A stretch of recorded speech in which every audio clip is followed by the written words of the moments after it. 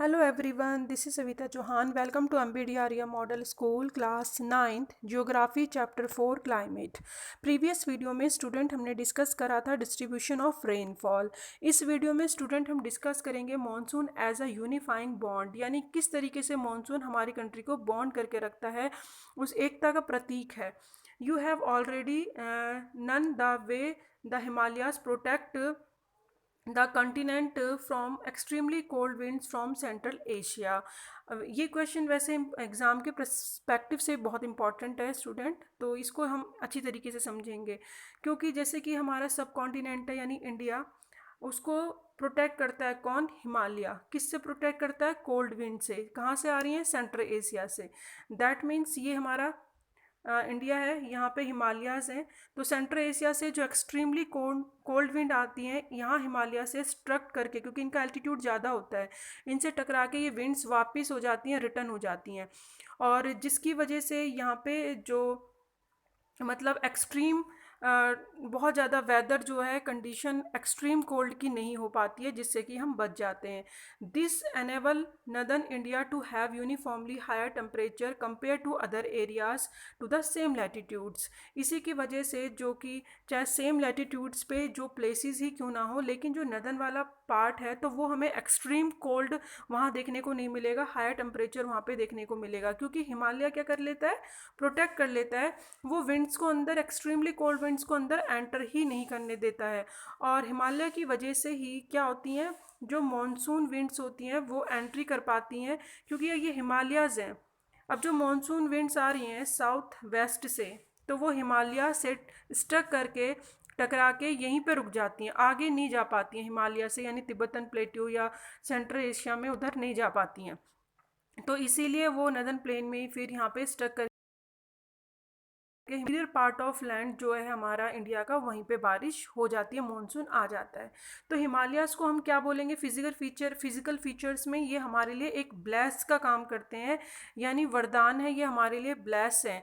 तो ये एक इम्पॉर्टेंट रोल प्ले करते हैं. उसके बाद हम देखें similarly the peninsular plateau under the influence of the sea from three sides. इसी तरीके से जो ये पेनिनसुलर वाला पार्ट है, ये जो आप देखेंगे यहाँ पे पेनिसुलर पार्ट है, तो ये भी क्या है, यहाँ पे थ्री साइड्स वाटर बॉडीज़ हैं. यहाँ इंडियन ओशन है नीचे सदन में, यहाँ आपको बे ऑफ बंगाल या अरेबियन सी.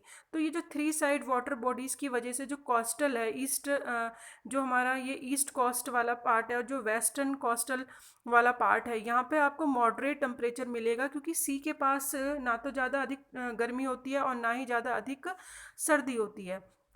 तो आपको कैसा मिलेगा? मॉडरेट टेम्परेचर मिलेगा, बिल्कुल अच्छा वाला टेम्परेचर मिलेगा. Despite such moderating influence there are a great variations in the temperature condition.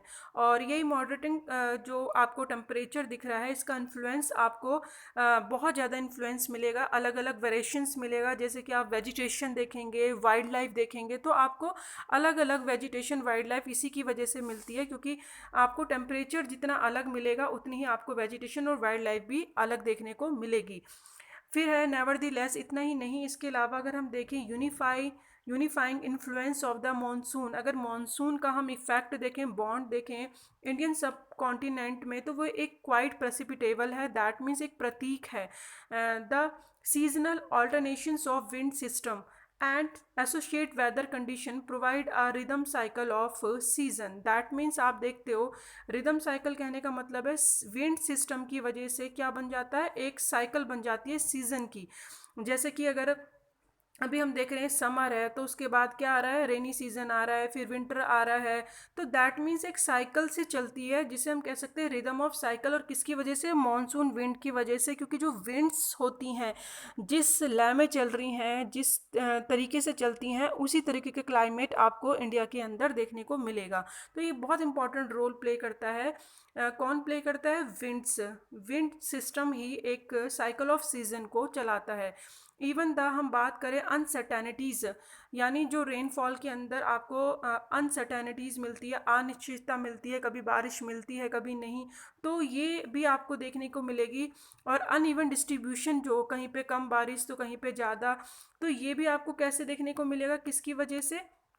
ये मॉनसून की वजह से आपको देखने को मिलेगा, क्योंकि जो मॉनसून है वही एक ऐसी कंडीशन इस तरीके की, ठीक है। तो उसके बाद देखें are very much typicals of the monsoon, तो कई बार मानसून कैसा होता है, बहुत ज़्यादा टिपिकल होता है। और देखें तो the Indian landscape, animals, plant life, entire agriculture. पहले तो देखें तो यहाँ पे जो बोला है इंडिया के अंदर अलग अलग लैंडस्केप हैं, एनिमल हैं, प्लांट लाइफ है, जो कि इन्फ्लुएंस होती है किससे, मानसून से। एंड जो एग्रीकल्चर कैलेंडर अगर आप देखेंगे, क्योंकि किसान जो मोस्टली अपना बीज को, सीड्स को जो सोन करते हैं, शो करते हैं, यानी बोते हैं और हार्वेस्टिंग करते हैं फसल, तो वो किस पे डिपेंड होता है, वो डिपेंड करते हैं जो मानसून का कैलेंडर है। दैट मीन्स जो मानसून के आने पे, उसके जाने पे किस तरीके से उनको वर्क करना है, एग्रीकल्चर सब कुछ डिपेंड करती है मानसून का जो वेदर है उसके ऊपर डिपेंड करता है। तो उनकी जो लाइफ है लोगों की वहाँ की, या फिर जो लोग हैं इंक्लूडिंग देयर फेस्टिवल, खासकर फेस्टिवल भी डिपेंड करते हैं मानसून पे। कैसे, मोस्टली स्टूडेंट आपने देखा होगा जो जैसे मानसून के टाइम पे एग्रीकल्चर में जो किसान होते हैं क्या करते हैं, बीज को बो देते हैं। उसके बाद जो अक्टूबर नवंबर के बाद जब वो फिर काटने का टाइम आता है, फसल को काटते हैं, तो उनके पास वो जब बीज बो रहे हैं, फसल काट रहे हैं, तो उस टाइम पे भी फेस्टिवल आपको देखने को मिलेंगे। अपनी क्रॉप फेस्टिवल बनाते हैं वो। और जैसे कि आप रक्षाबंधन देखेंगे या फिर और भी ओनाम्स फेस्टिवल देखेंगे अलग अलग प्लेसेस पे, इस तरीके से फेस्टिवल वो करते हैं। लेकिन एक दिवाली फेस्टिवल भी है, इसको एक स्टोरी से रिलेट करें तो हमें समझ आएगा कि जब उनको पैसा मिल जाता है फसल हार्वेस्ट करने के बाद, तो अब वो फेस्टिवल भी, जो उनका मेगा फेस्टिवल जिसे कहते हैं दिवाली, वो उस पर खर्च कर सकते हैं। यानी जैसे अच्छी फसल आई है तो दैट मीन्स वो और ये रिलेट करो इकोनॉमिक से, क्योंकि जितनी अच्छी मॉनसून आएगा तो एग्रीकल्चर के लिए, फार्मर्स के लिए उतना अच्छा होगा और उनके पास उतना ही पैसा आएगा जिससे कि वो खर्च कर सकेंगे। और ट्रेडर्स जो हैं अपना सामान बेचते हैं इंडस्ट्री से, तो वो ज़्यादा सेल होगी। तो दैट मीन्स एक इकोनॉमिक बाउंडेशन हो रही है वहाँ पे। आप देखेंगे मॉनसून एक रोल प्ले कर रहा है ये सब बाउंडेशन करने में। वेजिटेशन हो गई, या लैंडस्केप हो गया, या प्लांट लाइफ हो गई, या एग्रीकल्चर हो गया, या फेस्टिवल्स, ये सब कुछ बाउंड हो रहा है। यूनिफाई कौन कर रहा है, मॉनसून कर रहा है इस चीज़ को। And revolve around this phenomenon, और इसी के आस पास सब कुछ घूमता रहता है। सारी चीज़ जितनी भी फेनोमेनन देखोगे, हमारा कल्चर हो गया, हमारी इकोनॉमिक हो गई, सब कुछ रिलेट करती है मॉनसून से। ईयर आफ्टर ईयर ये चेंज होता रहता है। And people of India from north to south, जो लोग हैं नॉर्थ से लेके साउथ तक, from east to west, eagerly await for the arrival of the monsoon, तो सभी वेट करते हैं मानसून का। And monsoon wind bind the whole country और providing water to set the agriculture activities in motion, और monsoon ही decide करता है सारी एग्रीकल्चर एक्टिविटीज़, क्योंकि किसान डिपेंड किस पे करता है, मानसून पे। And the river valleys special, जैसे कि हमारे अगर गंगा की बात करें तो स्टूडेंट, जो गंगा है वहाँ पे जो मोस्टली रिवर्स निकलती हैं, फ्लो होंगी, तो वहाँ पे जो वाटर होगा तो वो आगे भी चलेगा, आगे के प्लेसेस पे चलेगा, क्योंकि ऊपर तो हिमालयाज़ हैं। तो जो नदन प्लेन है जो वहाँ पे गंगा है, और अगर हम यहाँ पे आगे बात करें गोदावरी है जो कि यहाँ फ्लो करेगी, तो दैट मीन्स वो एक कैरी करती हैं मॉनसून को, और फिर वो डिस्ट्रीब्यूट करती हैं वाटर को आगे की साइड। और एक हम बोल सकते हैं सिंगल रिवर वैली यूनिट बनाती हैं, यूनाइट करती हैं वाटर को। क्योंकि जो रिवर हमारी है किसकी वजह से उनमें वाटर आ रहा है, मॉनसून से आ रहा है, यानी रेनफॉल की वजह से हमारी जो रिवर्स हैं वो पानी लेके आती हैं, और वो सभी प्लेसेस में जहाँ जहाँ से निकलेंगी तो वहाँ वहाँ पर क्या होगा, वाटर डिस्ट्रीब्यूट होगा। रिवर जहाँ से निकलती हैं, चाहे गंगा है, कावेरी है, गोदावरी है, तो वाटर जितना उनमें होगा उतना ही डिस्ट्रीब्यूट होगा आसपास के एरियाज़ में। तो और रिवर्स में कहाँ से पानी आता है, मॉनसून से आता है। तो दैट मीन्स यहाँ पे बोला है कि वैली यूनिट भी एक बनता है, यानी जो यूनाइट आप देखने को मिलेंगे एज अ सिंगल रिवर में। तो दैट मीन्स ये सब काम कौन करता है, मॉनसून करता है। तो आज का ये टॉपिक हमारा फिनिश होता है और इसी के साथ चैप्टर फिनिश होता है। नेक्स्ट वीडियो में हम इंपॉर्टेंट एनसीईआरटी क्वेश्चंस डिस्कस करेंगे। Thank you so much. Keep watching, keep learning.